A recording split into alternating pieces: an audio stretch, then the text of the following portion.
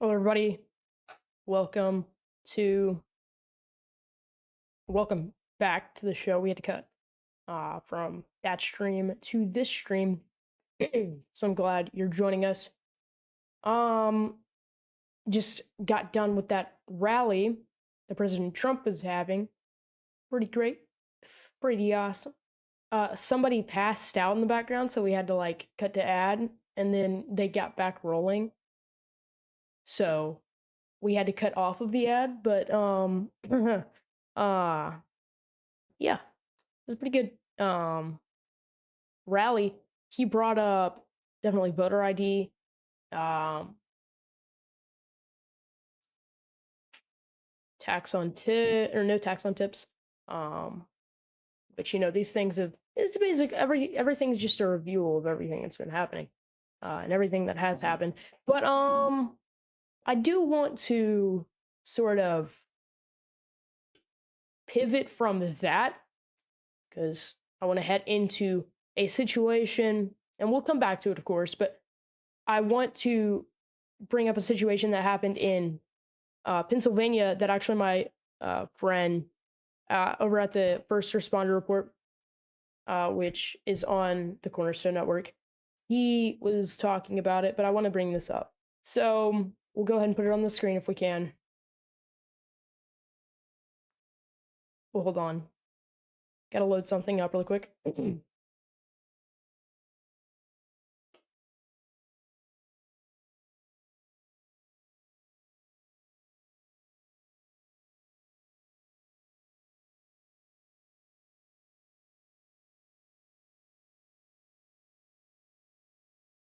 Okay, everybody. We'll pull it up right now. We can put it on a big screen if we want. For a second. Okay. This is Corporal Timothy O'Connor, and he was shot and killed at a traffic stop in West Callan Township, I think it says, near the intersection of. We can zoom this in. Can we zoom this in?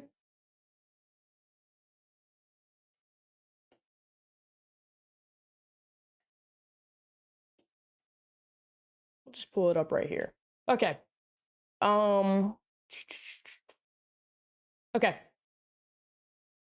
Near the intersection of Michael Road and Route 10 in West Callan Township at approximately 8:24 p.m. while responding to a complaint of an erratic driver, Corporal O'Connor located and pulled the vehicle over. When Corporal O'Connor approached the vehicle, the driver shot from inside the vehicle, fatally wounding Corporal O'Connor. The driver was found near the vehicle, deceased from a self-inflicted gunshot wound. Corporal Timothy O'Connor has served with the Pennsylvania State Police for over 15 years. Survivors include his wife, daughter, and mother. So this is a guy he's got a kid, he's married, he's got a nice family for himself, and just on a normal traffic stop, I think you could call this a normal traffic stop. It's your everyday traffic stop. He pulled a guy over for driving erratically, because of reports, and reportedly, we'll get back to we'll actually move into this, but I want to just think about this. Everybody watching, I want you to think about this.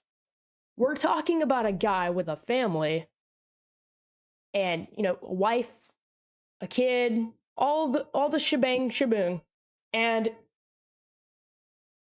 this I don't know, crazy person gets pulled over, and they decide, oh, it's a great idea to shoot this guy, and then I'm gonna kill myself. Wow, that's like, what?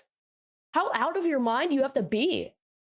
And as I said, I wanted to get into this, but reportedly the guy was an Antifa member, or Antifa supporter at the very least. So, thank you for proving to us that And I mean, I'm not just gonna say it's because of that. He could just be like mentally crazy, mentally messed up in the mind. Um, but at the same time, you got to take these things into like, of course, somebody who hates cops is gonna kill a cop. That just makes sense. It's logic and reason. I mean, this isn't reasonable and this is not logical, but you know, the situation certainly isn't. But I mean, anyway, just I don't get how anybody in their right mind could actually do something this stupid. And of course, he wasn't in his right mind. The guy who shot the cop and then shot himself had a wife. He had a kid. Literally, there are pictures. I can't find the pictures currently, but I have seen broadcasts where they showed the pictures. Of course, his family members' faces were blurred out, but like, I just don't understand. It makes no sense.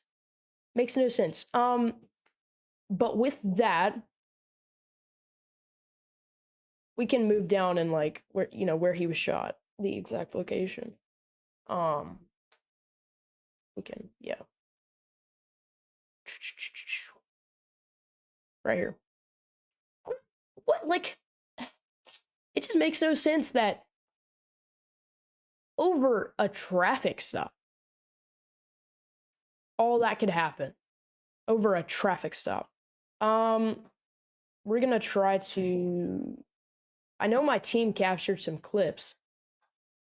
Can we get those clips? Like, what's going on? Are they too long? I can just, well, technical difficulties as always. Just gotta have a technical difficulty somewhere. We'll keep this on the screen.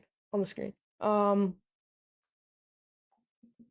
yeah, like the most random reason to shoot a cop and the most random reason to kill yourself. But I mean,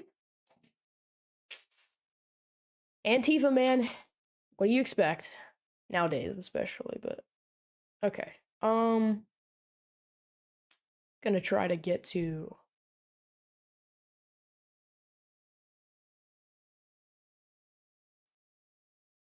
Okay, I was supposed to have a guest on the show today. This time, but well, that didn't go to plan. But I'll just discuss this by myself, I guess. So, you know, oil. That's a good one. That's the one.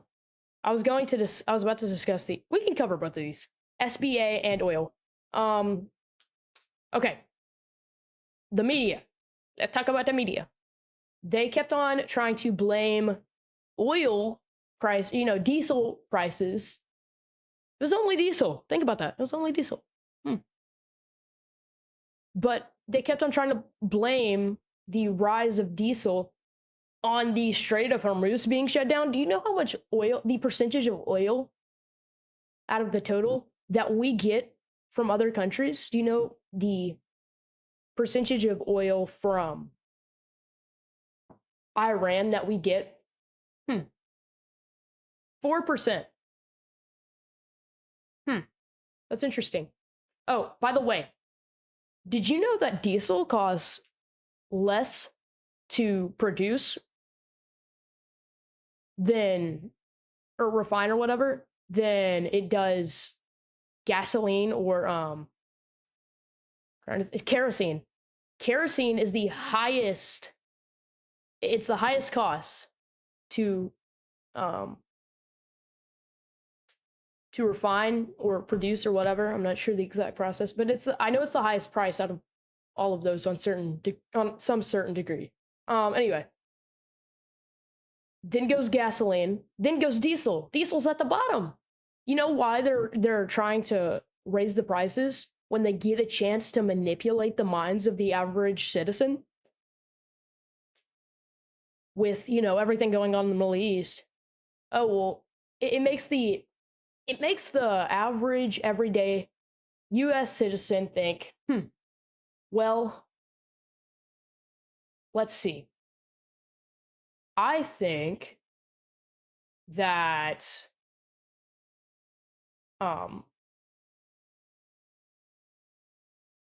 something going on in the Middle East, in a country that we get 4% of our oil from, which they don't know that, that can change this so drastically. Because, I mean, the average citizen isn't going to look at the stats, like, just right off, well, I guess, but, like, if they, just thinking about it, they're not going to think about, like, oh, well,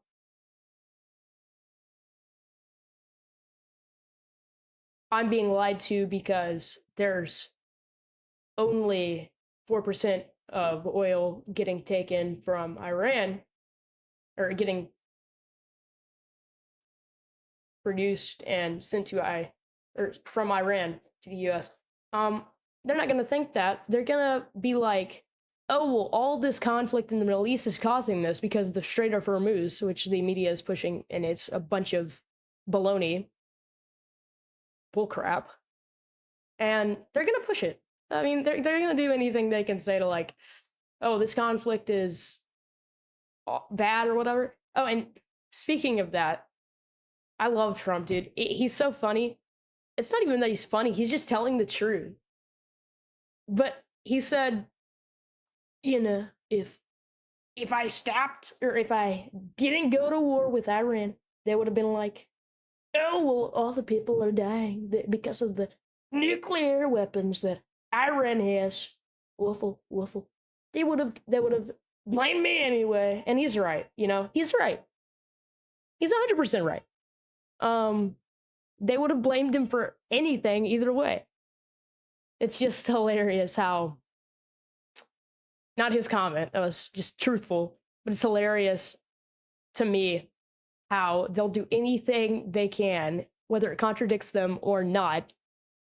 They can contradict themselves in so many different ways, and they'll just act like they're the ones being honest and telling the truth. No, it's fake news. It's fake news. Common examples of this,